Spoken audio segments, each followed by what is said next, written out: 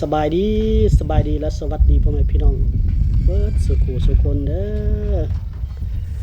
พ่อกับบ่จอยเส้นเก่าเส้นเคยท่านผู้ชมพ่ออีพี่นี่กับพี่ละอยู่บ้านน้องใจท่านผู้ชมเนาะบ่สบายมาหลายมื้อแล้วท่านผู้ชมเนาะหลังจากที่ไปเอาส่งแห้งกดมันแล้วก็พอดียายก็มาล้มหายเสียชีวิตเนาะจากบ่จอยไปท่านผู้ชมยายอันเป็นที่ฮักที่ห่วงยายเพิ่นก็เป็นคนเลี้ยงบ่จอยแต่น้อยพุ่นล่ะท่านผู้ชมเนาะตอนอยู่กับแม่แต่อยู่กับแม่แล้วก็ยายเพิ่นมาอยู่นํเลี้ยงผูกพันกันแต่น้อยจนใหญ่พุ่นล่ะท่านผู้ชมเนาะก็หอดมือหอดยามเพิ่นก็ได้จากโลกไปเนาะท่านผู้ชมเฮ็ดได้คนเฮาหอดมือก็ต้องจากกันไปเนาะมื้อนี้ก็มาหาน้องใจท่านผู้ชมได้ยินข่าวว่ามีอันFC มายามว่าซั่นสิว่า FC บ่หรือว่าอะไรดีเนาะแต่ว่าเพิ่นบ่ได้ผ่านเฮาดอกเพิ่นมายามด้วยตนเองเนาะFC จากเมืองไทยว่าซั่นมายาม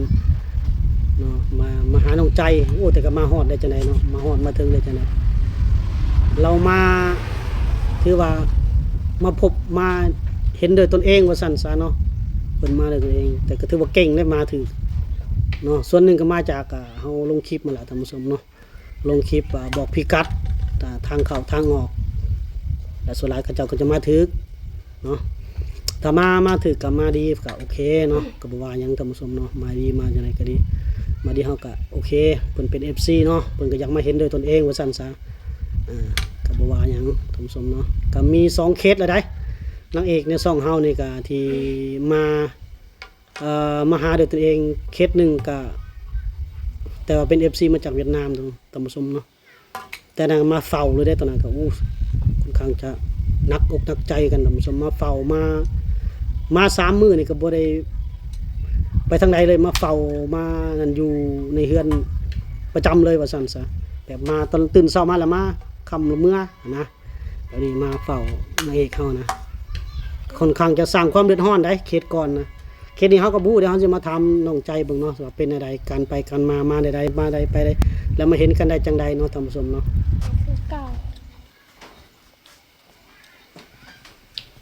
น้องใจสบายดี FC สบายดีสวัสดีเด้อโอ้มันนี่สวยเป็นพิเศษเลยเนาะมันนี่เนาะสวยทุกมื้อสวยทุกเว้นตอนแรกเนี่ยสวยขึ้นอีกเนี่ยเนาะเป็นได้ยินข่าวว่า FC มายามบ่โดยFC ผู้บ่าวไทยมายามเนาะ แม่นบ่ FC บ่หรือผู้บ่าวไทยไม่เห็นดอกกูบ่า เราก็มายามในสื่อในล่าไปได้มาได้เราคือฮู้จักคือมาฮอดคือมาถึงเราไป3 เทื่อแล้วเรามาแต่ก็เราถามปลาค่อยแล้วว่าอยู่ใส่เด้บ้านต่อเฮือปลาค่อยก็บอกเราก็พอดีเจอค่อยอยู่เฮือนชื่นเพิ่นมาเองเนาะถามทางมาจักเทื่อละมานี่จักเทื่อละมาบ้านเฮานี่3 เทื่อแล้ว3 ครั้งเลยเข้ามานี่โดยโอ้เพิ่นมาดนบ่จังกลับมาเพิ่นมาว่าดนบ่จังกลับมามื้อนึงแล้วอยู่จักโมงจังกลับประมาณ5 โมง5 โมงโดยโอ้มาแต่เช้าตอนแรงกลับโดยเพิ่นมาแต่เช้าแล้วตอนแรงกลับเนาะ FC เนาะได้ถามเพิ่นบ่คนแถวใดฮะบ่กล้าโดยกล้าแต่บ่กล้าแต่เฮ็ดอาหารให้เรากินโอ้เฮ็ดอาหารให้กินฮับหยังเพิ่นเอาหยังให้กินเรามาเที่ยแรกมาตอนแล้วซื้อสินงัวแล้วให้ค่อยกินโอ้แล้วก็เรามาเองแล้วซื้อปลา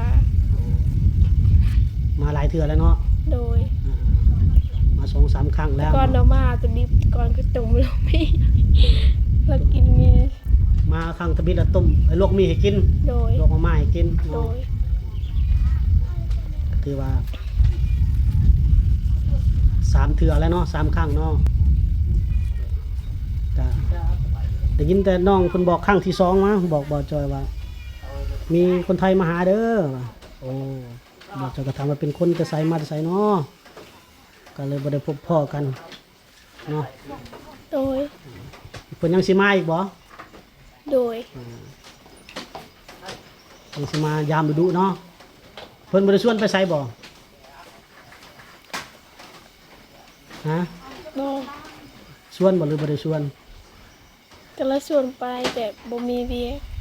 เอาชวนไปอยู่ชวนไปทางไหน ชวนพาไปไสเกาะ จะกินหมูกระทะ โอ้ไปกินหมูกระทะได้ไปบ่ บ่ได้ไปค่าเวียก โอ้น้องใจก็อยากไปอยู่ โดย แต่ข้าวเวียก โดย เอาบ่ได้ฮู้จักเพิ่นคักก็กล้าไปบ่ โอ้จักคือกันคันบ่ค่าเวียกแล้วบ่กล้าไป คันบ่ข้าวเวียกนี่ไปเนาะไปบ่หรือบ่ไป บ่ไปยันเขียวใหญ่ อืม ยันตก ยันว่าขี่รถใหญ่แฮงคักและขี่รถแว่นมืดเอาประตูกึบกับบ่มักบ่ขี่รถนิ่มๆขี่รถตู้ไอ้จ้อยนี่ดังโคลงโคงเคงเด้อจักบ่จังพยา ขี่ เล ร ย ถไอ้จ้อยมักกว้างนี่ ขี่รถ จักร ขี่รถ มาก ขี่รถ FC คะแนนไว้รถงามๆอัดประตูนิ่มๆทึบ วิวเฮาขี่รถรถจักรเฮาเห็นวิวงาม เราบ่เห็นคมมืดแต่ขี่รถนั้นมีคมมืด แต่ว่าพ่อแม่จะเห็นเพิ่นหมดแล้วเนาะพ่อแม่ครับพูดแล้วเนาะ โดย ก็ยังแต่ FC ยังบ่ฮู้เนาะ FC เฮาก็ยังผู้ฮู้ผู้บ่หั่นละเนาะ โดยแต่โดยก็โดย โอ้ FC มาฮอดถึงที่เนาะบ่ติแล้วไผก็อยากมาแหละท่านผู้ชมไผก็อยากมาเห็นตัวจริงมาก็ ตัวจริง มา ก็บ่ได้งามเด้อ มาก็ฮักแพงกันก็บ่เป็นหยัง โด เนาะ ย แต่ให้ระมัดระวังได้ไปมา ย่านแต่กองร้อนนั่นแหละกองร้อนกับเจ้าหน้าที่หมดเท่านั้นแหละ จับแท้ได้ แต่ว่าคันเฮามาถูกต้องมาน่ะก็บ่มีหยังแต่ว่าก็ย่านไว้ก่อนเนาะ โดย เพิ่นมาแล้วก็ตอนมาตอนเช้าตอนแลงกลับเนาะเพิ่นว่ายังสิมาอีกบ่ ก็ว่ายังสิมาอี ยั ก งสิมาอีกเนาะน้องยังบ่ลึกน้องใจคักเนาะสนิทน้องใจคักๆพุ่นแล้วจังมาดุๆเพิ่นว่า FC เพิ่นมายงมายามเนาะเพิ่นเว้าม่วนบ่เนาะ ม่วน ม่วนเนาะ แต่บ่เคยได้เว้ากับเราเว้าแต่บ่เคยเว้าดุ โอ้ คนมักเว้าเด้อ บ่ค่อยได้เว้านำลาวปานใด ขนาดผู้ชายคนรู้จักบางเทื่อก็บ่ได้เว้า บ่ได้เว้าเลยเฮ็ดได้นั่งจ้องหน้ากันซื่อๆบ่ นั่งแล้วก็ยิ้ม นั่งยิ้มใส่กันเนาะนั่งจ้องหน้านั่งยิ้มใส่กันเท่านั้นเนาะ โดย ธรรมดาแหละมาใหม่ๆกับปกติไปแหละมานั่งแย่งน้องใจก็พอแล้วเนาะมานั่งเบิ่งน้อง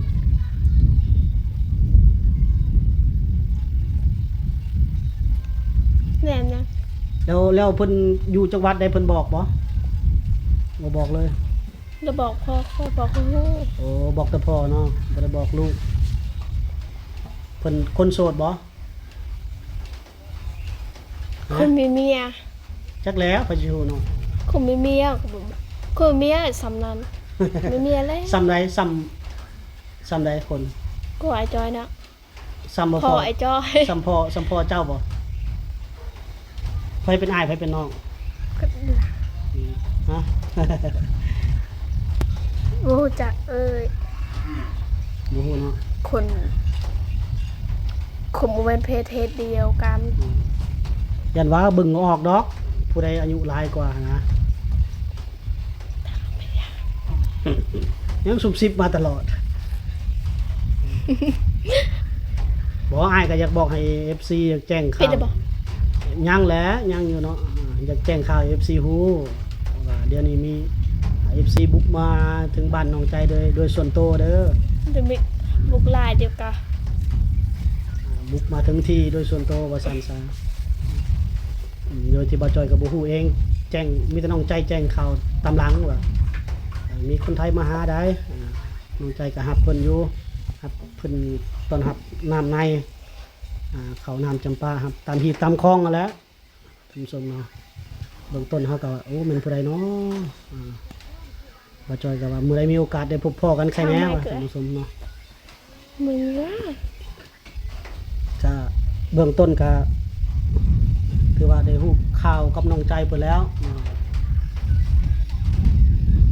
แต่ว่าน้องเพิ่นบ่ฮู้อีโน่อีนี่อะไรตามสมบ่ฮู้ว่าคนมาแต่ไสไปแต่ไสบ่อยู่บ่คนไทยนั่นแต่ว่าป้ายรถเราจื้อบ่ คือบ่ได้แนม อ้าวป้ายรถก็บ่จื้อสีรถเด้ สีแดง สีแดง คนบักตัวสูง อืม ๆประมาณตอนใดก็จื้อแหละลาวนะ แต่ว่าได้ฮู้คร่าวๆเล็กๆน้อยๆเนาะแต่ว่าเพิ่นมาดีเพิ่นเอาเพิ่นมาลิ้นมาเที่ยวอยากมาเที่ยวเมืองลาวว่าซั่นซะมาเองก็ได้ตามสมมาเอง เรามาพอดีเนาะการเนาะ บอกว่าเขาเป็นนักท่องเที่ยวมากก็เที่ยวได้ เพียงแต่เขาบ่ได้พักตามบ้านตามเฮือนเนาะกฎหมายของคนลาวเขาแม่น นี่มาเดินทั้งบางตะโกบ บ่อนุญาตให้นอนเฮือนของคนลาวว่าซั่นซะเป็นกฎหมายแต่เพิ่นตั้งมาแต่เก่าดอกท่านผู้ชมเนาะ FC เพิ่นก็ถามว่าเป็นหยังคือว่ามานอนอยู่เฮือนบ่ได้เนาะก็ป้องกันอุบัติเหตุบ่สมมุติว่า FC มานอนอยู่เฮือนอยู่ซ่านแล้วเกิด เกิดอุบัติเหตุ เกิดเป็นนั่นเป็นนี่มาแล้วมันสิยากว่าซั่นซะยุ่งยากคนในเฮือนแล้วก็ยุ่งยากคนใกล้เคียงกันนอนอยู่บ้านพักแล้วบ้านพักเพิ่นดูแลเองว่าซั่นซะเขาแจ้งเองเป็นตามกฎหมายของลาวเฮาว่าซั่นดอกเนาะอันนี้ก็คือว่ากฎหมายเพิ่นเฮ็ดในนั้นว่าซั่นซะเฮาก็บ่รู้กฎหมายแต่ละประเทศก็แตกต่างกันไปเนาะ PFC ว่าอยู่ลาวเด้อยู่ไทยบ่ได้ยากเด้นอนอยู่บ้านไผก็ได้นอนอยู่นั่นอยู่กฎหมายบ้านเจ้าก็บ้านเจ้ากฎหมายบ้านข่อยก็บ้านข่อยเนาะ มันขอบ่ได้เลย กฎหมายอยู่เฮาไปประเทศอื่นเฮาก็รักษากฎหมายประเทศอื่นนั่นล่ะสมเฮาก็ต้องรักษากฎหมายของบ้านเมืองเขาว่าซั่นซะเนาะส่วนมาลาวนี่ก็คือแบบนี้ละท่านผู้ชมเนาะเฮาก็รักษาตามเพิ่นเว้าหั่นแหละเนาะเป็นได้นี่ก็มาแจ้งข่าวให้ FC ได้ฮู้รับทราบส่วนน้องใจก็พิจารณาเอาเองเนาะแต่ว่ากันสิไปไสก็อย่าลืมหมู่ลืมครูเอาหมู่ไปนำกันเพิ่นพาไปเที่ยวไปกินหยังก็เพราะว่าน้องใจนี่ก็บ่เคยไปเมืองไปหยังยัง ไป บ่ฮู้ ไปกับแม่งกับพูนเขาบ่ได้ไปเลยกับไปกับลากับมึงแต่น้อยขอยก็ไปกับพ่อคอย กันสิบอกก็ขอบอกหลังกล้องเอาเนาะ โดย บอกสอนหลังกล้องเอาหน้ากล้องเอาก็สิบ่ได้เว้าว่าซั่นซะเดี๋ยวจะว่าโอ้ยบ่ได้บ่จอยบ่ได้ห่วงน้องใจเพิ่นบ่ห่วงแล้วเนาะจังเข้ามาหาจังเข้ามาถามมาสอบมาถามด้วยความเป็นห่วงแหละจังมาสอบมาถามห่วงความปลอดภัยว่าซั่นซะก็แต่ว่า FC เฮาก็มาดีหั่นล่ะจัก FC จักหยังแล้วเฮาก็บ่ว่าแต่ว่าเพิ่นก็เคยเบิ่งคลิปเฮาหั่นล่ะท่านผู้ชมเนาะเพิ่นก็พยายามมาหาโดยตรงว่าซั่นซะเพิ่นก็เบิ่งคลิปเฮาหลายเทื่อหลายที่หั่นล่ะ พยายามมาโดยดี ก็บ่จอยก็บ่ได้ฮู้กันเนาะเดี๋ยวถือว่าจับกำลังใจประมาณนี้ท่านผู้ชมเนาะส่วน FC น้องใจนี่บ่จอยก็ได้พบแล้วท่านผู้ชมเนาะได้พบ